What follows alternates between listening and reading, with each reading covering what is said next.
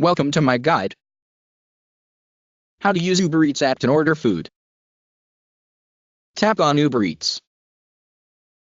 Here you can see various options to order food. You can get your order in 30 minutes by viewing all such restaurants. Tap here to view all such restaurants who are giving flat 50% off on the food.